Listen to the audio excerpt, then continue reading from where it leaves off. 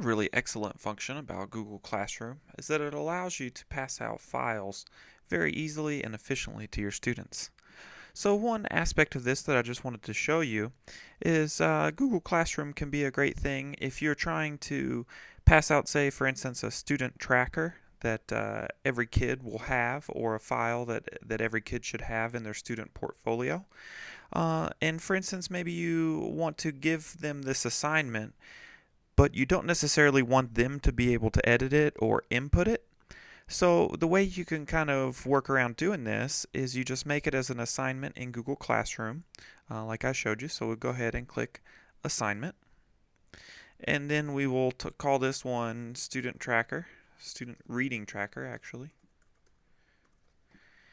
And we'll go ahead and attach this straight from our Google Drive. I've stored this one in my F&P spreadsheets, and we'll go the Reading Tracker Individual Student. And we will have to set this as make a copy for each student, because that's what we're trying to do. We're trying to assign a copy into each student's portfolio. And those settings look good, so we'll just go ahead and click Assign. Then I'll log over here to the student account and show you what it looks like through there. Now I've logged into the student account, so I'll just go ahead and click on my class.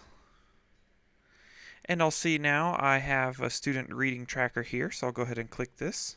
Now that I'm here, I can open up the tracking spreadsheet, and you'll want to instruct the students that in things like this, for something that you want to edit, but you don't want the student to be able to edit necessarily, but you also want them to be able to see it, what they'll need to do is they'll just need to turn it in as quickly as possible.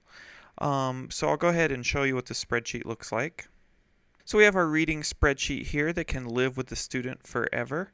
You might want to go ahead and have them type in their name or get certain things set. So we've had the student type in their name and information and all of that. You could instruct this in the computer lab or individually at a workstation.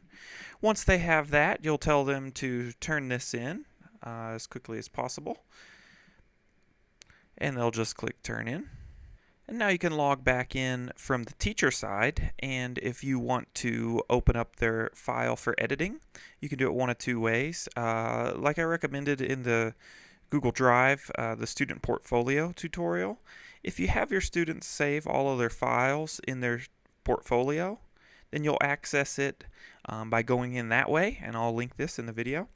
But since I haven't done that yet for this student, this was just a tutorial, their folder and file is going to live inside the classroom folder in your Google Drive. So if you just open this up like this, and you go in here to the class that you have assigned it in, which is Mr. Glenn Test Class Section A, and it will be here in this Student Reading Tracker folder. And there we go. Here is our reading tracker for our student, our fake student, Jenny Smith. So we'll open this up. And now you'll see we have this same file, the Excel spreadsheet reading tracker, that we can now edit and input with the student's information. So every time either the teacher or a teacher's aide or somebody administers one of the running record exams, the Fountas and Pinnell test, they can input the information into this spreadsheet. And then as the year goes along, the student can open that. They can still view it, but they just can't edit it. So they can look in and see how their scores are doing. Some teachers don't necessarily believe in showing students all of their data and statistics.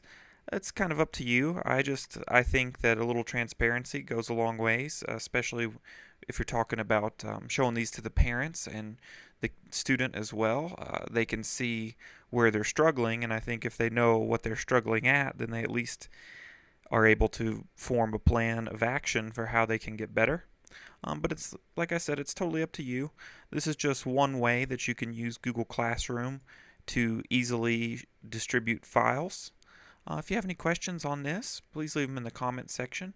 I'll do my best to reply to all of them. Thanks and have a good day.